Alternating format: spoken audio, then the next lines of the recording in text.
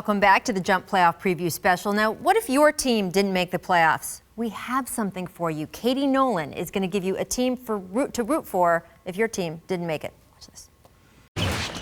All right, I got this all figured out. We're going to start with Brooklyn. Are you a Nets fan?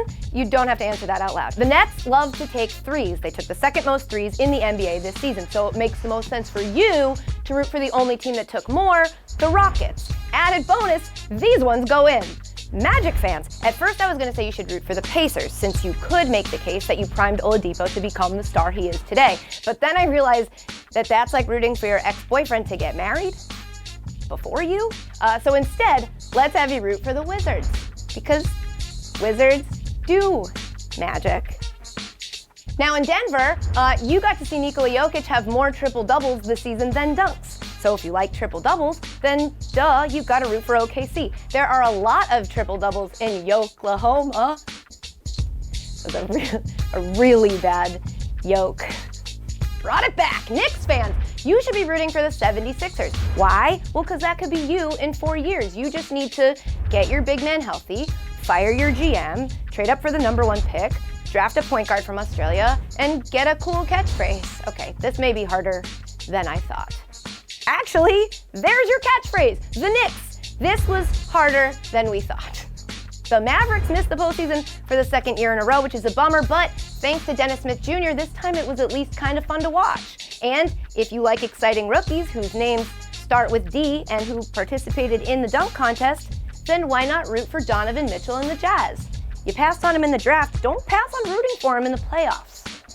Rough start to the season for Suns fans. You fired your coach after 3 games. Eric Bledsoe tweeted, "I don't want to be here," about a hair salon. Then you traded Bledsoe to the Bucks for Greg Monroe, who you then waived 3 months later. Yada, yada, yada. You finish with the worst record in the league. Yada, yada, yada. Just root for the Bucks. It'll be like all this never happened. And also, 2 of the hardest cities to spell.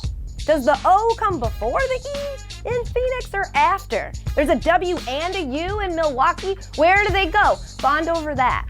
Next, I imagine for Bulls fans, it's easy to get caught up in nostalgia remembering the glory days. 10 on the shot clock. Open 3. Yes! They lead it. 38 points for the Kings. No, not that. This. When Tibbs barked on the sidelines and Derek and Jimmy were the best of frenemies. That is exactly what's happening now in Minnesota. So go T-Wolves.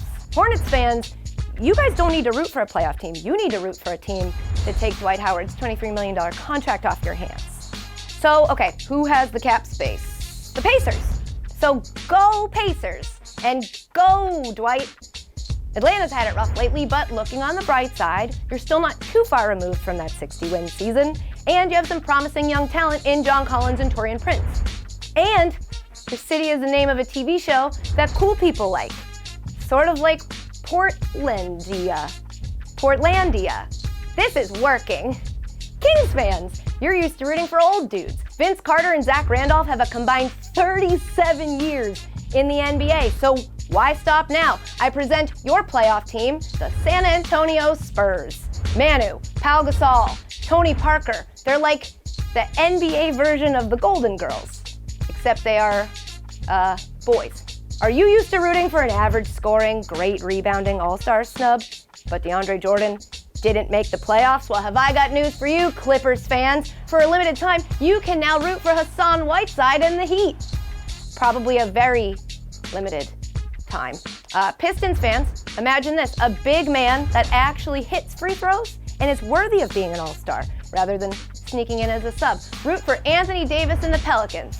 And just try to ignore the creepy mascot. Okay, only a few teams left, including the Grizzlies and the Raptors, who are expansion team brothers. They both entered the league in '95, so Grizz fans, root for the Raptors. And don't worry, Toronto does not mind fans who root for other teams. And last but not least, Lakers fans, you just have to root for Cleveland. It's time for you to start getting used to rooting for LeBron. I think that covers it. The only 2 teams didn't get extra fans are the Celtics, because that would be cruel. And the Warriors, because they got plenty of extra fans when they won. They don't need any more people. That's it. Enjoy your new teams. You're welcome.